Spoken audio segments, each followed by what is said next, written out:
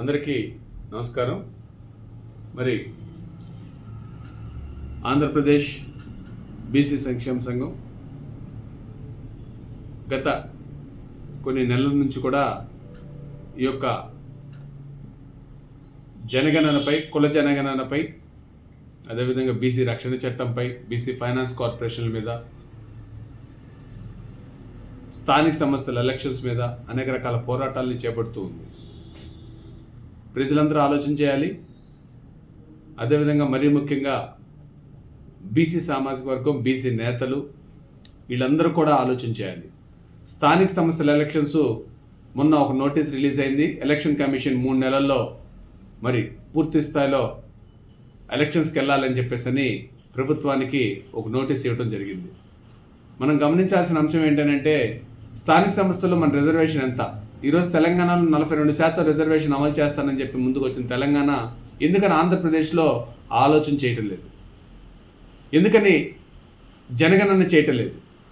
జనగణన చేసి మన యొక్క శాతాన్ని పెంచమని చెప్పేసి ఇప్పటికి అనేక సందర్భాల్లో మనం రిప్రజెంటేషన్స్ కానీ మరి అనేక రకాల పోరాటాలు మనం చేస్తూనే ఉన్నాం.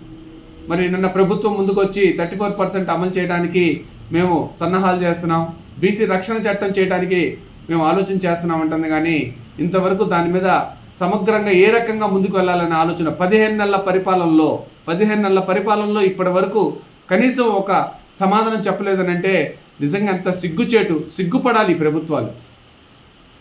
మరి ఎలక్షన్స్ ముందు ఇదే చంద్రబాబు నాయుడు గారు 1కి 10 సార్లు ఒకటే మాట మీద మేము బీసీలకి న్యాయం చేస్తాం, బీసీ రక్షణ చట్టం తెస్తాం, జనగణన చేస్తాం, 34% రిజర్వేషన్ అమలు చేయడానికి మేము సిద్ధంగా ఉన్నామని ఎన్నో సందర్భాల్లో తెలియజేశారు. కానీ ఇప్పటి వరకు అలాంటి అంశంలో ఎందుకని 15 నెలలు పట్టింది మీకు?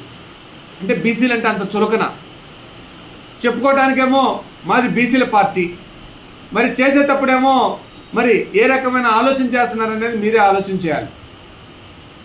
అందుకోసం ప్రజలందరూ, మనకు సంబంధించిన మరీ ముఖ్యంగా బీసీలందరూ మరి ఆలోచన చేయాలి. చాలా జాగ్రత్త. ఒక్కసారి ఎలక్షన్స్ జరిగితే మళ్ళీ 5 సంవత్సరాల దాకా ఎలక్షన్స్ లేవు.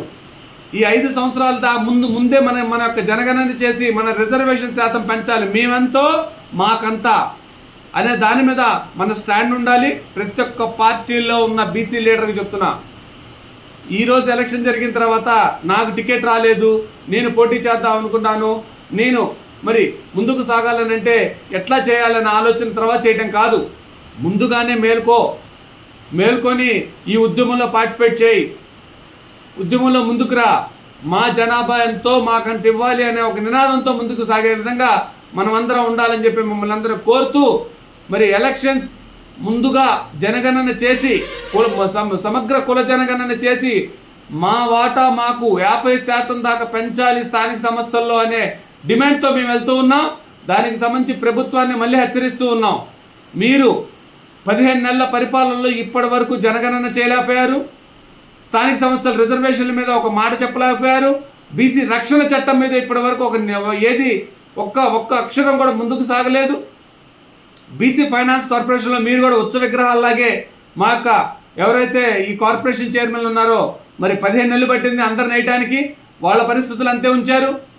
కాబట్టి బీసీలకి న్యాయం చేయటం లేదు, అన్యాయం జరుగుతుంది. పార్టీలో చాలా స్పష్టంగా చెప్తున్నా, ప్రజలకు అన్యాయం జరుగుతుంది.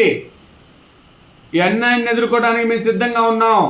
మనమందరం ఏకతాటి మీద అందరం కలిసి పోరాటం చేయాల్సిన సమయం వచ్చింది. పార్టీలకు అతీతంగా మన పోరాటం ఉండాలని చెప్పి మిమ్మల్ని అందరినీ కోరుతూ, ముందర జనగణన చేసిన తర్వాత ఎలక్షన్కి వెళ్ళాలి, మా స్థానిక సంస్థల యొక్క శాతం పెంచాలి, ఎలక్షన్స్ అయిపోయిన తర్వాత కాదు ఎలక్షన్స్ ముందే పెంచాలని చెప్పి నేను డిమాండ్ చేస్తూ మనమందరం సిద్ధంగా ఉండాలని మరొక్కసారి, ఎందుకంటే ఎలక్షన్స్ రాకముందే మనమందరం కూడా సిద్ధపడాలని చెప్పి కూడా మిమ్మల్ని అందరినీ కోరుతూ, మనమందరం కూడా ఈ యొక్క ఉద్యమంలో అందరం కలిసికట్టుగా ప్రయాణం చేద్దామని చెప్పి మరొక్కసారి విన్నవిస్తూ సెలవు తీసుకుంటున్నాను. Thank you.